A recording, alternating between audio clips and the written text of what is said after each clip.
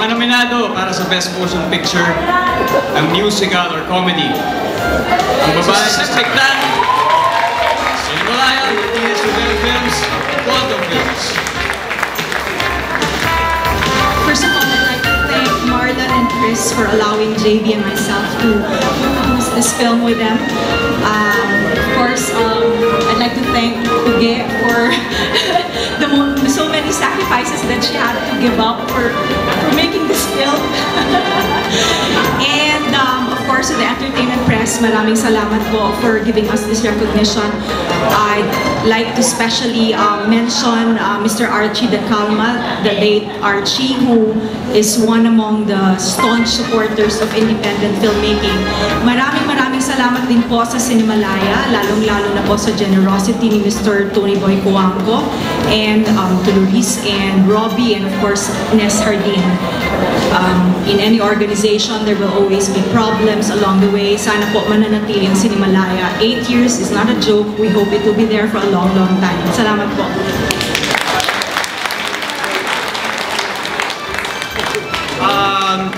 Thank you, Empress, again for this very big honor.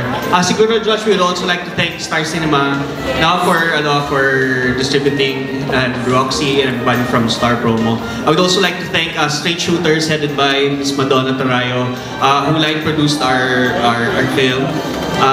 Marlon? Any words? Ganun pa rin. Maraming salamat sa Empress. Unang pelikula ko po ito at actually, natutuwa lang kasi marami itong cute, ang cool pala ng Empress. Kasi masaya, very magaan. At saka maraming mga nag-perform ng mga mini, mga cute mga boys. Ano lang, tapos pwede mag-beer habang nanonood. So, I'm just really having so much fun. At maraming salamat from all of us. Maraming salamat po.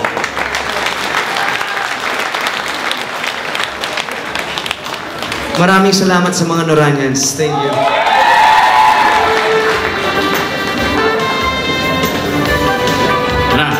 And the winner for Best Motion Picture Drama is Nino Cinemalaya, Handurawan Films. Congratulations. Golden Screen Awards, and to all the people involved in Nino, our wonderful cast na nag-endure ng maraming rehearsals, readings, at yun, tapos to all the staff.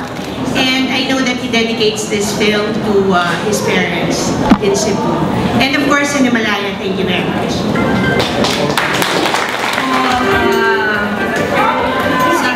Society sa Golden Screen, isa sa mga award-giving bodies na pinagkakatiwalaan at inaabangan taon-taon.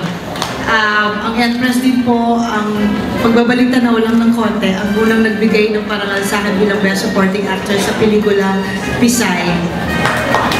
Balikan lang natin ng nakaraang taon dahil may kinalaman sa pelikulang ito.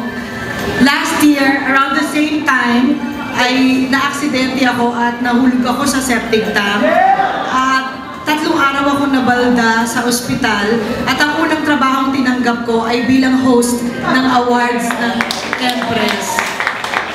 And after 1 year, ito ako at tumatanggap ng award para sa pelikulang iyon.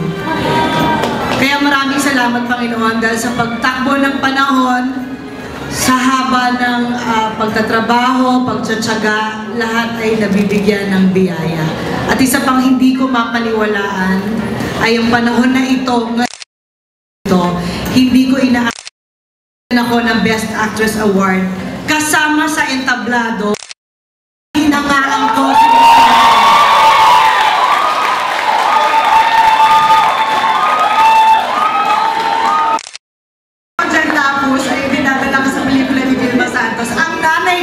dinadala ko sa pelikula ni Nora Honor.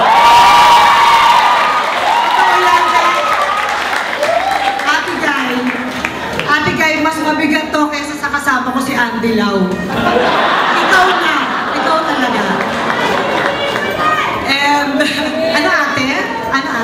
I love you too. Yes, of course. I love your bag.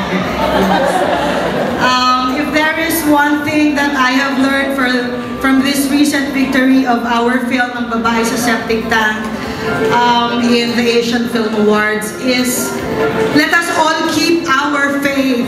Manalig tayo sa kakayahan ng artistang Pilipino. Manalig tayo sa kakayahan ng manonood na Pilipino na umintindi ng mga bagong pelikula. At manalig tayo sa pelikulang Pilipino dito pinapalabas sa bansa at sa buong mundo. Buhayin natin ang pelikulang Pilipino.